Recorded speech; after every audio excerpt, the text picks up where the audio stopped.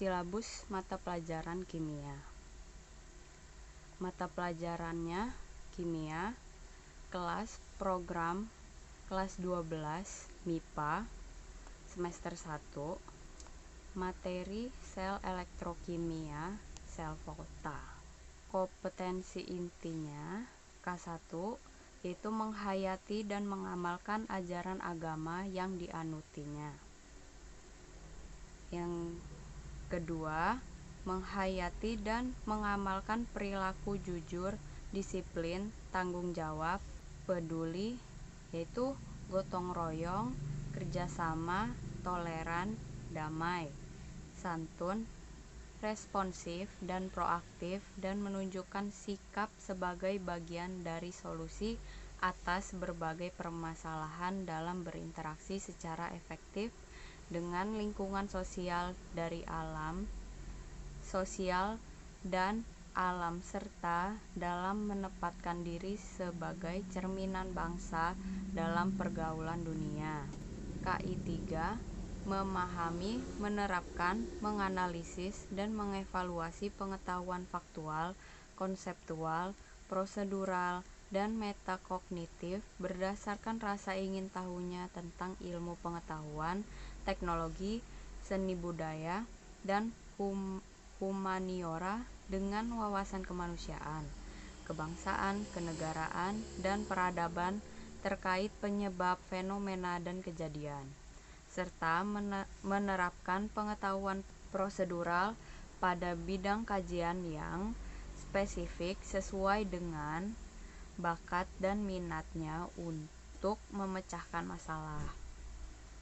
KI 4 yaitu mengolah, menalar, menyaji, dan mencipta dalam ranah konkret dan ranah abstrak terkait dengan pengembangan dari yang dipelajarinya di sekolah secara mandiri serta bertindak secara efektif dan kreatif, dan mampu menggunakan metode sesuai kaidah keilmuan.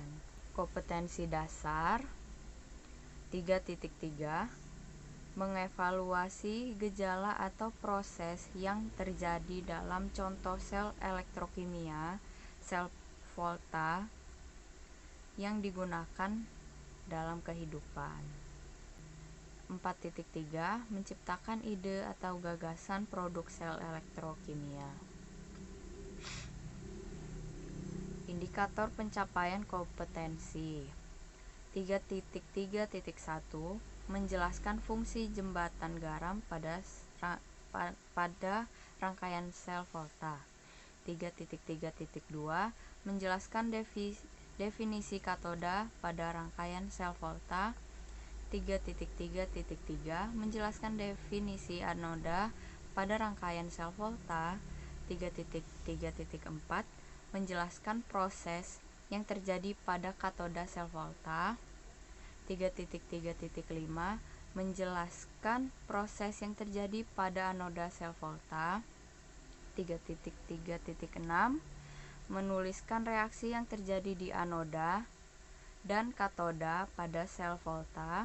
3.3.7 menjelaskan arah aliran elektron yang terjadi pada sel volta.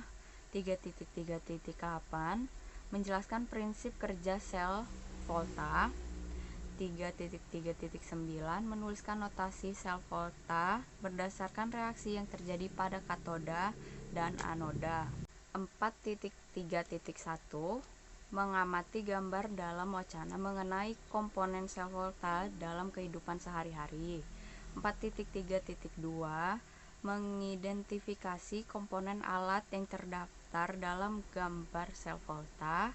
4.3.3 merumuskan masalah dari wacana mengenai komponen sel volta dalam kehidupan sehari-hari. 4.3.4 menentukan variabel bebas, terikat, dan kontrol untuk percobaan mengenai sel volta.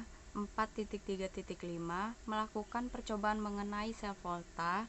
4.3.6 mengidentifikasi percobaan menggunakan jembatan garam dan tidak menggunakan jembatan garam. 4.3.7 mengidentifikasi pergerakan jarum voltmeter pada percobaan sel volta. 4.3.8 mengamati perubahan pada masing-masing katoda dan anodanya. 4.3.9 mengidentifikasi perubahan yang terjadi pada masing-masing katoda dan anodanya yang menggunakan jembatan garam dan tidak menggunakan jembatan garam. 4.3.10 menuliskan data hasil percobaan pada tabel hasil pengamatan sel volta. 4.3.11 mengasosiasi data hasil pengamatan dengan informasi yang didapatkan siswa mengenai proses yang terjadi pada sel volta. 4.3.12 menyimpulkan definisi anoda dan katoda. 4.3.13 menyimpulkan fungsi jembatan garam pada sel volta. 4.3.14 menganalisis arah aliran elektron dengan angka pada voltmeter yang terjadi pada sel volta.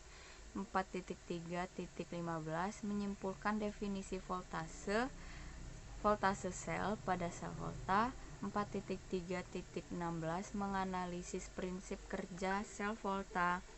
4.3.17 menyimpulkan definisi sel volta. Materi pembelajarannya yaitu notasi sel volta, potensial elektroda standar, dan deret volta. Pembelajarannya itu ada pengamatan atau observing, membaca atau mengamati atau mendengar dari berbagai sumber tentang persamaan reaksi redoks, contoh sel elektrokimia dalam kehidupan, bisa lewat video, artikel, atau buku, dan yang lain-lainnya. Selanjutnya mempelajari video atau artikel atau animasi terkait proses sel elektrokimia dalam kehidupan. Itu selanjutnya ada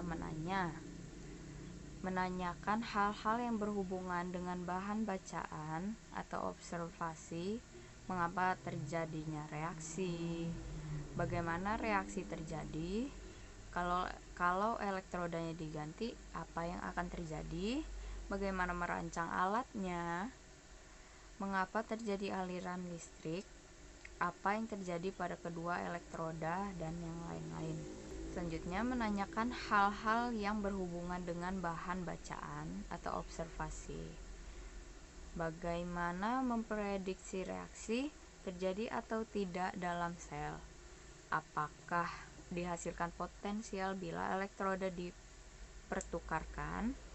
Apakah akan terjadi reaksi bila arus listrik diputuskan? Apakah ada hubungan antara arus dengan jumlah zat yang terbentuk pada elektroda? Selanjutnya ada mengumpulkan data, menganalisis reaksi yang terjadi, menggunakan aturan cara setengah reaksi dan perubahan bilangan oksidasi untuk menyelesaikan persamaan redoks, merancang percobaan terkait sel elektrokimia, sel volta, dan sel elektrolisis, mendiskusikan hasil rancangannya, kemudian melakukan percobaan dengan seksama dalam kelompok, mencatat data hasil percobaan terkait yang terjadi di kedua elektroda kutub negatif dan kutub positif pada kedua elektroda, potensial sel terukur atau sel volta, membedakan hasil pengamatan sebelum dan sesudah, menghubungkan arus listrik pada sel elektrolisis, menuliskan reaksi yang terjadi, membuktikan reaksi yang terjadi atau potensial yang menghasilkan bila elektroda dalam sel volta dipertukarkan bila menggunakan animasi. Selanjutnya menggunakan data potensial sel untuk menentukan kespontanan reaksi, menggunakan hukum Nernst dan deret Nernst untuk memprediksi atau menganalisis potensial sel, menggunakan hukum Faraday untuk menganalisis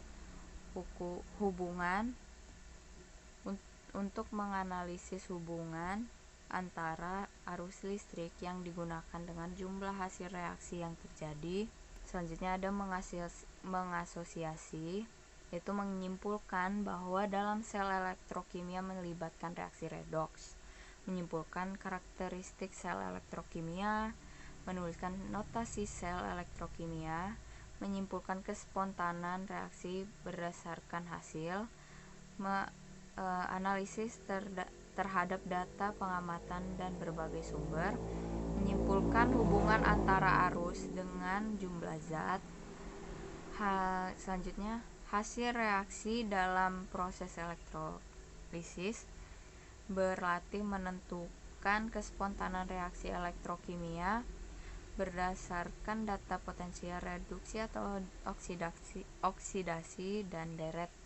Selanjutnya ada NERS, berlatih memecahkan masalah terkait perhitungan kimia. Selanjutnya dalam elektrolisis menggunakan hukum Faraday. Sumber belajarnya yaitu dari buku. Jenis bahan ajar yaitu buku dari Unggul Sudarmo, terbitan 2018, yang berjudul Kimia untuk SMA kelas 12, yang diterbitkan oleh penerbit Erlangga dari Jakarta, dan ada video.